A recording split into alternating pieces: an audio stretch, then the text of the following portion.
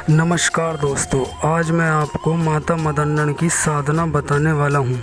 इस साधना में मैं आपको बताऊँगा कि इसकी पूरी विधि क्या है और किस तरह से आप इस साधना को कर सकते हैं, और साथ ही बताऊँगा इस साधना की पूरी डिटेल कि किस तरह से साधना की जाती है।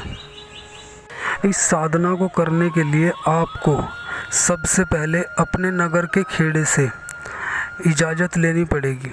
उसके लिए आपको करना क्या होगा, 5 पतासे लेकर और एक देसी घी का चिराग लेकर और एक लोटे में थोड़ा सा दूध और थोड़ा सा पानी मिलाकर और 1-2 मीटर की पीले रंग की चद्दर लेकर आपको नगर खेड़े पर जाना है। वहाँ पर जाकर आपको सबसे पहले नगर खेड़े को नहलाना है और उसके बाद वो चद्दर उनके ऊपर चढ़ानी है और फिर हल्दी से उनको तिलक करना है। और उसके बाद वो 5 लड्डू रखकर और एक दीपक जलाकर उनसे आज्ञा लें और प्रार्थना करें कि हे खेड़े महाराज, मैं ये साधना करना चाहता हूँ और मैं ये चाहता हूँ कि जब तक मैं ये साधना करूँ मेरे घर में सुख शांति रहे और किसी भी तरह की अला बला मेरे घर में ना आए। और जिस देवी को मैं बुलाना चाहता हूँ, जिसका मैं आवाहन करना चाहता हूँ, उस देवी की कृपा मुझे प्राप्त हो। इसके बाद आपको दरिया पे जाना है, यानी कि नहर या कोई चलता हुआ पानी। वहाँ पर जाकर आपको वहाँ पर जाना है शाम के समय, जिस दिन आप ये साधना करेंगे उससे पहले 5 या 6 बजे करीब शाम को। और फिर आपको वहाँ पर जाना है और वहाँ पर आपको 100 ग्राम चावल कच्चे और 1 डंडी वाला पान और 2 लौंग 2 इलायची लेकर आपने जाना है। उस सामान को, उस सारी सामग्री को एक कागज़ पर रख लें और कागज़ पर रखने के बाद आप अपने पैर दरिया में एड़ी तक डुबो लें, यानी कि दोनों पैर अपने दरिया में एड़ी तक होने चाहिए। आपके घुटने से नीचे पानी होना चाहिए। और फिर आपने ख्वाजा महाराज से प्रार्थना करनी है, उसी तरह प्रार्थना करनी है जिस तरह आपने खेड़े महाराज से प्रार्थना की। उनसे कहना है कि कोई भी अला बला जब तक मैं ये साधना कर रहा हूँ मेरे घर में ना आए और किसी भी तरह की दुख दरिद्रता मेरे घर में ना रहे जब तक मैं ये साधना करूँ। और जिस माता का मैं आवाहन करना चाहता हूँ उसकी कृपा मुझे प्राप्त हो और उसके दर्शन मुझे हों। ऐसा कहकर आपने अपने घर आ जाना है। ये क्रिया आपको 41 दिन तक करनी है, यानी कि 41 दिन तक रोज़ आपको शाम को 5 बजे ख्वाजा पीर पे जाना है, यानी कि दरिया पे जाना है शाम को 5 बजे। दोस्तों, यही पूरा नियम है, यही पूरा तरीका है एक सिद्धि प्राप्त करने का। आप क्या समझ रहे हो कि आप YouTube से मंत्र उठाओगे और ऐसे ही सिद्ध कर लोगे? इतना भी आसान नहीं है मेरे दोस्त।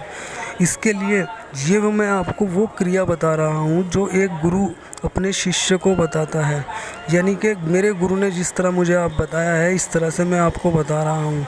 देखिए दोस्तों, अगर हम कोई भी काम करते हैं और उसकी हमें पूरी जानकारी नहीं है तो जाहिर सी बात है कि उसकी पूरी जानकारी ना होने के कारण हमें उसका पूरा फल भी नहीं मिल पाएगा।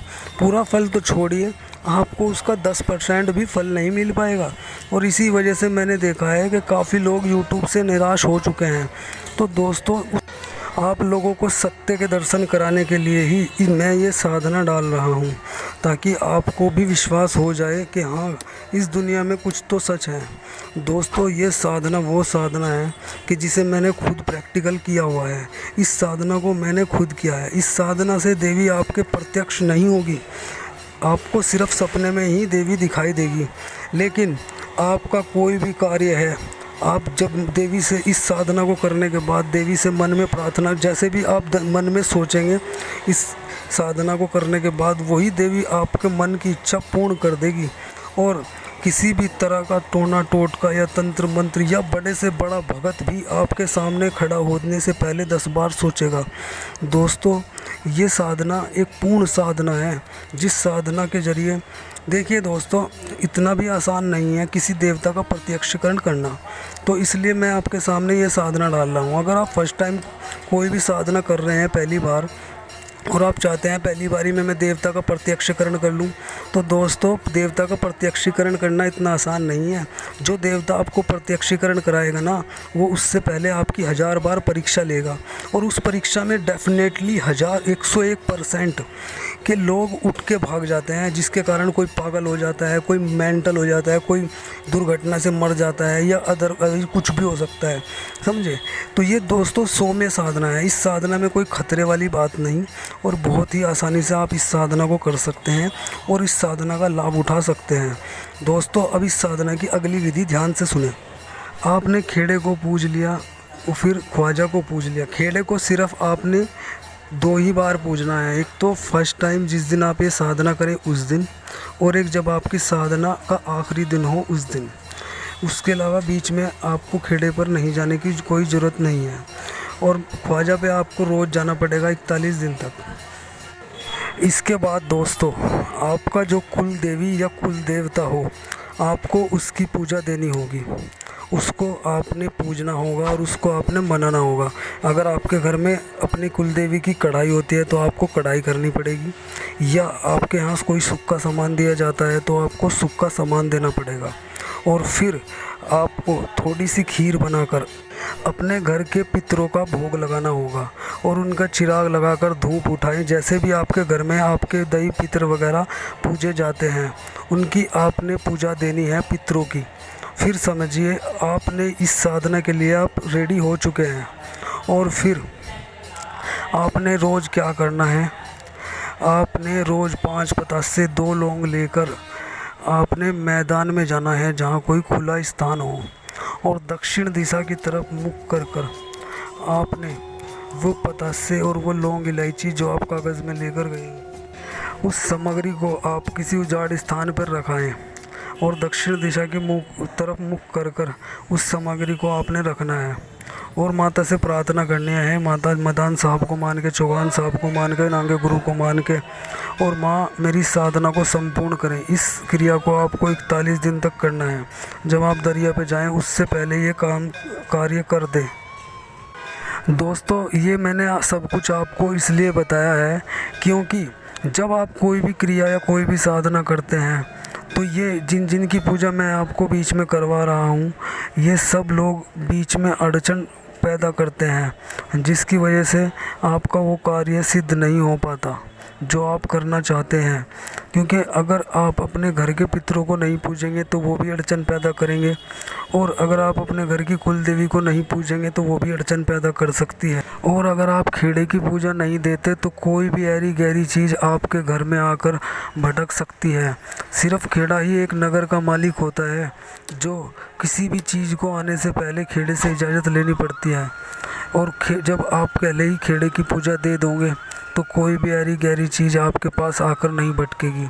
दोस्तों मेरा मानना यह है, जब आप किसी चीज़ का आवाहन करते हैं और बीच में कोई भी देवी या शक्ति या कोई भी चीज़ आ जाती है, तो वो उस मंत्र के ज़रिए आपके पास खींची चली आती है, जिसके कारण आपकी साधना में विघ्न पड़ सकती है। अब इस साधना का मंत्र बड़े ही ध्यान से सुने। मदन्नन माई सत्य की सवाई, आओ माई करो भलाई, मेरा काज ना करो तो गुरु नांगे की दुआई, गुरु गोरखनाथ की दुआई, जय मदन्नन माई। इस मंत्र का आपने 21 माला रोज़ जाप करनी है रात को 10 बजे। और रोज़ जब आप ये साधना करें तो एक सरसों के तेल का दीपक आपके सामने जलता रहना चाहिए। इस साधना को शुरू करने से पहले आसन जाप और गुरु मंत्र का जाप जरूर करें। अगर आपके पास गुरु मंत्र नहीं है तो आप ओम नमः शिवाय की 1 माला जाप कर सकते हैं। और अगर आपको आसन जाप का मंत्र चाहिए तो मैं अगली वीडियो में आपको आसन जाप के मंत्र के बारे में बता दूंगा। और जिस जगह ये आप ये साधना करें तो साधना शुरू करने से पहले आपको माता की कढ़ाई देनी होगी, जैसे कि 1 बर्फ़ी और 1 लड्डू का पीस लेकर आएँ, और 5 पतासे 2 लौंग। रोज़ आपने 1 गोसा सिलगाना है, उसमें धूप उठानी है, और उसमें 5 पतासे 2 लौंग और थोड़ी सी बर्फ़ी और थोड़ा सा लड्डू डालकर माता को रोज़ भोग लगाएं। और साथ ही 1 दारू का देसी का पौवा भी लेकर आएँ। उसमें आपने दारू की 3 आहुति देनी है उस जलते हुए गोसे के अंदर, यानी कि आपको 3 ढक्कन रोज़ आहुति देनी है और ये पूजा आपने रोज़ एक समय देनी है, यानी कि सुबह या शाम में, जैसे भी आपको सही लगे। ठीक है दोस्तों, आज के लिए इतना ही। अगर आपके मन में कोई भी सवाल हो तो आप मुझे कमेंट में पूछ सकते हैं, मैं आपको रिप्लाई अवश्य करूँगा। ठीक है दोस्तों, मेरे चैनल को सब्सक्राइब करें, लाइक करें और बेल आइकन को भी ज़रूर दबाएं ताकि मेरी आने वाली वीडियो की नोटिफिकेशन आपको मिलती रहे। दोस्तों, मैंने ये साधना दिल से डाली है और सच्ची बिल्कुल जैसे जैसे मुझे मेरे गुरु ने बताया ऐसे ही मैंने ये साधना डाली है और मेरा पूरा विश्वास है कि आप इस साधना में सफल ज़रूर होंगे और आपके मन में जो भी भावना है वो पूर्ण अवश्य होगी।